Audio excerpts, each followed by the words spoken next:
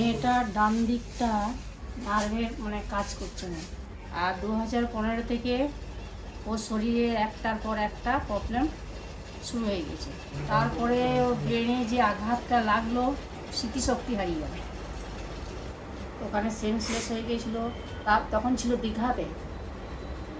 যখন গাড়ির থেকে নামে তখন ও কাউকে মনে পড়ে না, একমাত্র আমরা প্রথম থেকে বিয়ে দিয়ে থেকে মেয়েটাকে শিলিগুড়ি থেকে নিয়ে এলাম। এখন এখানে এসে একটুকু আমাদেরকে পেয়ে একটুকু মনটা একটুকু ভালো হয়েছে। কিন্তু এখানে ট্রিটমেন্ট শুরু করা হয়েছে, ডাক্তার দেখছে, রিপোর্ট দিচ্ছে, আবার আরেকটা ডাক্তার দেখছে, তখন তাকে রেফার করে দিচ্ছে, আবার দেখার পর টেস্ট দিচ্ছে, টেস্ট দেওয়ার পর দেখে পরে আবার একজনকে রেফার করে দিচ্ছে। এখনও কোনো রকম মেডিসিন এখনও দেওয়া হয়নি। সমস্ত এই নিয়ে 5টা ডাক্তার দেখানো হলো, একজনাকে দেখছে, রেফার করে দিচ্ছে, আবার দেখছে, রেফার করছে, এইভাবেই চলছে। আর পেটের জ্বালাটা প্রচণ্ডভাবে জ্বালা করছে, রাত্রিতে একটু ঘুমোয় না। এখন খুব টেনশনের মধ্যে আছি, কী করবো এখন কিছু ঠিক পাচ্ছি না, যে মেয়েটা ঠিকভাবে সুস্থ হবে না হবে না, না অন্য জায়গাকে নিয়ে যেতে হবে। এখন সবাই আমরা খুব টেনশনে আছি, কী করবো। ডাক্তার দেখানো হচ্ছে, টেস্ট হচ্ছে, আবার ডাক্তার দেখানো হচ্ছে, আবার টেস্ট হচ্ছে, একের পর এক রিফার হয়ে যাচ্ছে, টেস্ট হয়ে যাচ্ছে, ডাক্তার দেখে যাচ্ছে। তা এখনও কোনো মেডিসিন দেওয়া হয়নি, দেখা যাক।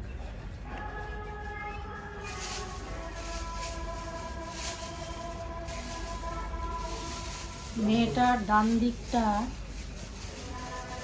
অবসর মতো হয়ে যাচ্ছে, পুরো এইখান থেকে এটা পুরো নার্ভের কাজ করছে না। মাথাতে আঘাত লেগেছে, এই মাথার আঘাতে থেকেই যা কিছু হচ্ছে, মাথার আঘাতে থেকে। 2015-14 বিয়ে হয়েছে, 2014 বিয়ে হয়েছে। আর 2015 থেকে ওর শরীরের একটার পর একটা প্রবলেম শুরু হয়ে গেছে। আমার মেয়ে কিন্তু বিয়ে হওয়ার আগে কোনো রোগ কোনো কিছু ছিল না, খুব হাসি খুশি ছিল। তারপরে ওর ব্রেনে যে আঘাতটা লাগলো, লাগার পর স্মৃতিশক্তি হারিয়ে গেল। এইটা প্রায় 15-20 দিন ধরে এরকমই ছিল। তারপরে আস্তে আস্তে ওটাকে ঠিক হলো। 2015 তো আঘাত লাগলো মাথার এই জায়গায়, ওখানে সেন্সলেস হয়ে গিয়েছিলো। ওখান থেকে নিয়ে নাকি বলেছে ভর্তি করেছি, ভর্তি করার পর ওখানে নাকি স্লাইন দিয়েছিল, স্লাইন দেওয়ার পর নাকি তারপরে স্মৃতিশক্তি হারিয়ে গেল। তখন ছিল দীঘাতে, দীঘার থেকেও আনা হলো। তখন যখন এলো বাড়িতে, শ্বশুর বাড়িতে, তখন আমি আর ওর বাবা গেছি ওখানে। যখন গাড়ির থেকে নামে তখন ওর কাউকে মনে পড়ে না, একমাত্র আমাকে, ওর বাবাকে ছাড়া। তারপরে ওটা 10-15 দিন ধরে ছিল, তাকে সুস্থ করা হলো। আমি ওখানে রইলাম মেয়েকে সবসময় দেখার জন্য। সুস্থ করে তারপরে বাড়ি এলাম। আসার পর আবার বেশ কিছুদিন ভালো রইল, রওয়ার পর আবার নিউমোনিয়া ধরা পড়লো, মিশনে ভর্তি করা হলো। বেশ বাড়াবাড়ি হয়ে গিয়েছিল। ওখান থেকে আবার সুস্থ হয়ে বাড়ি নিয়ে আসা হলো।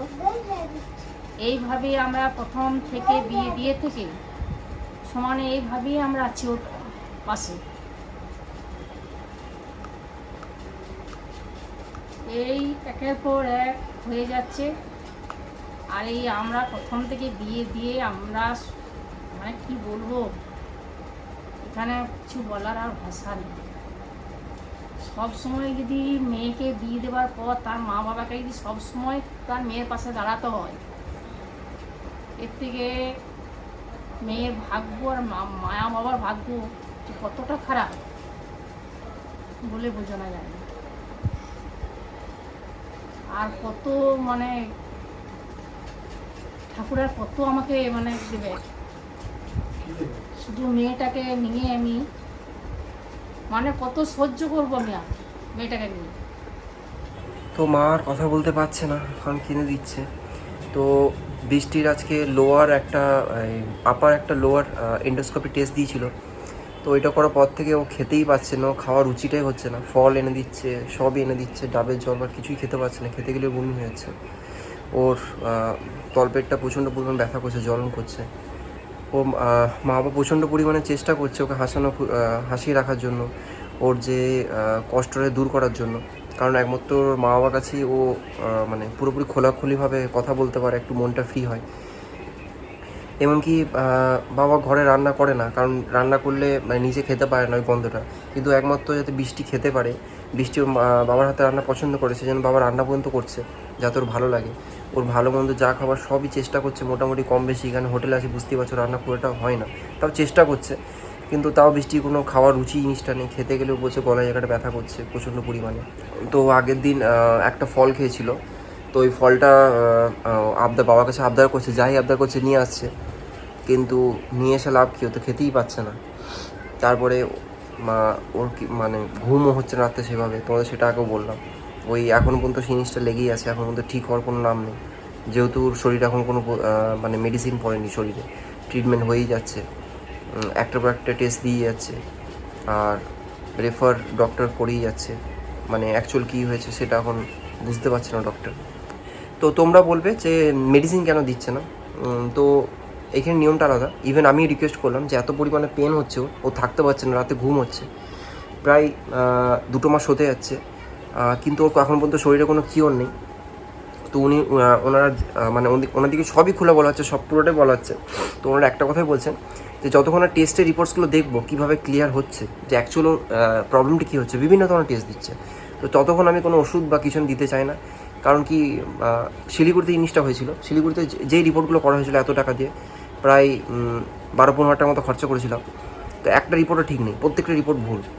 এইখানে রিপোর্টগুলো করছি, এখানে রিপোর্ট মানে সঠিক রিপোর্ট, কস্টলি হয়তো কিন্তু সঠিক রিপোর্টগুলো আসছে। কিন্তু শিলিগুড়িতে যেখানে যেখানে মানে নামি দামি গিয়ে বলো সেখানে মানে টপ শিলিগুড়ি না, ওটা অল ওভার ওয়েস্ট বেঙ্গল আছে। তো প্রত্যেকটা রিপোর্ট ভুল এসছে, প্রত্যেকটা মানে 100%-এর মধ্যে বলতে পারো 99%। তো এখানে রিপোর্টসগুলো ভুল আসছে। তো ইভেন ট্রিটমেন্টটা যেগুলো করেছিল ডক্টর দিকে যখন প্রেসক্রিপশনগুলো দেখালাম, ওনারা বলে এই ট্রিটমেন্টটা কে করেছে, কী বিশেষে করেছে বা কী ভিত্তিতে করেছে। ওনারা বলছেন যে ট্রিটমেন্ট একদমই ঠিকভাবে প্রসেস যায়নি। তো যাই হোক, আমাদের এরকমভাবেই এখন চলছে, এখন দেখা যাক। তো এখন মাত্র শুধু এখন গাইনো দেখানো হয়েছে, গাইনো টেস্ট করতে দিয়েছে, প্লাস উনি রেফার করেছেন গ্যাস্ট্রোকে, যেহেতু পেটটা জ্বলছে। এবার তো গাইনোকে যখন দেখানো ছিল, তো গাইনোর টেস্ট দিয়েছিল, তো টেস্টগুলো রিপোর্টগুলো এসছে আজকে, এবং রিপোর্টসগুলো দেখার পর উনি ট্রান্সফার করেছে গ্যাস্ট্রোলজি মানে গ্যাস্ট্রো ডক্টরকে। তো উনিও আজকে দেখেছে, উনি দেখে কিছু রিপোর্টস দিয়েছেন। তো রিপোর্টগুলো টেস্টগুলো ইভেন আজ করা হয়েছে, সেগুলো রিপোর্ট কালকে পাবো। তো পেলে নিশ্চয়ই তোমাদের জানাবো সেগুলো। তো তারপরে মেন কথা, ওর হাঁটতে পারছে না, হাঁটতে অসুবিধা হচ্ছে, পেট জ্বালা করছে, কিছু খেতে পারছে না। তো সেই জন্য কাছে নেওয়া হয়েছে, মানে হসপিটালের কাছে। এবার সেইখান থেকেও একটু হেঁটে যেতে হবে, তো সে হাঁটতে পর্যন্তও পারছে না। তোমাদের আগের দিন বললাম যে রাত্রেবেলা যখন গিয়েছিল না, ও রাত্রেবেলা সামান্য একটু গেল, যাওয়ার পর ওর মানে ঘাম দিতে শুরু করে দিল, ওর হাত পা কাঁপতে শুরু করে দিল। তো তখন এক জায়গায় বসানো হলো, বসানোর পর আবার ওকে ইমিডিয়েট আবার অটো করে এখান থেকে আবার তোমার রুমে নিয়ে আসা হলো। তো সামান্য বাবু এইখান থেকে 4 পা যাচ্ছে, 4 পা যেতেই ওর ঘাম মানে ওর কী বলবো, ঘাম দিয়ে দিচ্ছে বা হাত পা কাঁপতে শুরু করে দিচ্ছে। তো তোমরা ভাবো এখান থেকে সিএমসি মানে এইখানে নিয়ে যাওয়া, তারপর আবার বলছো সিএমসি ফেলো, অনেকজন অনেক রকম বলছো। এবার তোমরা সঠিক, তোমরা আমাদের ভালোই চাইছো, সেই জন্য সেই সাজেশনটা দিচ্ছ। কিন্তু তোমাদের আমার দিকটা বুঝতে হবে যে আমরা কোন ওই পয়েন্ট অফ টাইমে আমাদের যেটা মাথায় মনে হচ্ছে যে তাড়াতাড়ি হবে সেই জিনিসটা এবং একটা সঠিক ট্রিটমেন্ট পাবে, সেই জন্যই সেই জিনিসটা আমাদের ডিসিশনটা নেওয়া। এবারে সেই মুহূর্তে আমার কাছে টাইম ছিল না, তোমরা সবাই বলছিলে বাইরে নিয়ে যাও। তো সেই মুহূর্তে আমার যেই ডিসিশনটা আমার মাথায় এসেছিলো, যেটা মনে হয়েছে সবার সাথে কথা বলে, মা বাবার সাথে কথা বলে, তো সেই ডিসিশনটা আমরা সবাই মিলে নিই যে আমরা চেন্নাই অ্যাপলো দেখাবো। তো সেই জন্য এখানে আসা। এবারে খরচার দিকটা ব্যাপারটা হচ্ছে, যখন কারো কিছু শরীর খারাপ হয় বা হয়, মানুষের টাকা না থাকলে মানুষ কি বলে যে না আমার কাছে টাকা নেই ঠিক আছে, কিন্তু আমার যতটুকু আছে সেই শেষ প্রাণ অবধি দরকার পড়লে আমি নিজে যে করে হোক চালিয়ে নেবো, কিন্তু সেই মানুষটা কীভাবে সুস্থ করে নিয়ে আসবো সেটা কিন্তু সবার ক্ষেত্রে, শুধু আমাদের ক্ষেত্রে নয়, প্রত্যেকটা মানুষের ক্ষেত্রে। সে জানে তার কাছে নেই কিছু, কিন্তু তাও সে চেষ্টা করে যতটুকুই তার কাছে আছে, যতটুকুই জমাপুঞ্জি তার আছে, সেইটা দিয়ে সেই মানুষটাকে সুস্থভাবে আনার জন্য। তো অনেকজন হয়তো ভিডিও থেকে গেস করেছিলে যে আমরা অ্যাপোলো চেন্নাই এসেছি, তখন কমেন্টসও দেখলাম অনেকজন করছো যে তোমরা অ্যাপোলোতে কেন নিয়ে গেছো, অ্যাপোলো প্রচণ্ড পরিমাণে এক্সপেন্সিভ, তোমরা এর থেকে বলো সিএমসি ভেলোর নিয়ে যেতে। এবার দেখো, প্রথম কথা হচ্ছে সিএমসি ভেলোর ওয়েটিং প্রচণ্ড লাগে, মানে ওয়েটিং টাইমটা প্রচুর লাগে। অনেকজন এটাও বলেছে যে ফার্স্টে জেনারেল ফিজিশিয়ানে অ্যাপয়েন্টমেন্ট নিয়ে তারপরে যে গিয়ে তারপরে বাকি ট্রিটমেন্টটা করতে, কিন্তু জেনারেল ফিজিশিয়ানে যে আমি ট্রিটমেন্ট মানে অ্যাপয়েন্টমেন্টটা পাবো সেটা পেতে আমার টাইম লাগবে না, কারণ আমার আগে আরও অনেকজন লাইনে আসছে, সেটা আমাকে বুঝতে হবে। তো অ্যাপোলোতে কি, অ্যাপোলোতে আমি মানে এসে নর্মাল একটা যে কোনো ডক্টর করে এসে মানে আমার অ্যাপয়েন্টমেন্টও নিতে হবে না অনলাইনে, আমি চাইলে নিতে পারি না নিতে পারি, নর্মাল জেনারেল ডাক্তার দেখে তারপরে ওনারা সেই পয়েন্ট টু পয়েন্ট তারপরে আমাকে ঠিক করে দেবে। কিন্তু সিএমসি ভেলোর বা অন্য জায়গায় সেই জিনিসটা না। এবারে অ্যাপোলোর থেকেও ভালো হসপিটাল এমন না যে আছে, মানে নেই, অ্যাপোলোর থেকেও আরও ভালো ভালো হসপিটাল আছে। তো তোমরা জানো পাস হিস্ট্রি খুবই খারাপ, ও শারীরিক দিক থেকে, ও মেন্টালি দিক থেকে প্রচণ্ড পরিমাণে, মানে কী বলবো, মানে একদমই মানে ঠিকভাবে ওদের একবারে মানে ঠিকভাবে ওর হয়নি, মানে পুরোপুরি ইমব্যালেন্স হয়ে গেছে। তো সেটা এতদিন যে করছে সেটা এখন বেরোচ্ছে, ডক্টর সেটাও বলছে। তো তারপরে এখনও পর্যন্ত ওষুধ পড়েনি বডিতে, সেটা একটা চিন্তায় আছে। তো যতদিন না মানে আলটিমেটলি সবাই মিলে একটা রিপোর্ট দিচ্ছে, দিয়ে ডক্টর একটা কিছু মেডিসিন দিচ্ছে, ততদিন ও আরাম পাবে না, ততদিন আমাদের চিন্তাও যাবে না। কারণ ওষুধ আজকে দিলে আজকের মধ্যে ঠিক হবে না, সেটাও টাইম লাগবে, সেটা একটা ওকে সময় দিতে হবে ঠিক হওয়ার। তো সব কিছু নিয়ে মানে খুবই একটা খারাপ পরিস্থিতি আছি। আজকের মতো এইটুকুই। সবাই ভালো থাকো, সুস্থ থাকো, এবং প্রার্থনা করে তো বেশি খুব তাড়াতাড়ি সুস্থ হয়ে উঠতে পারে।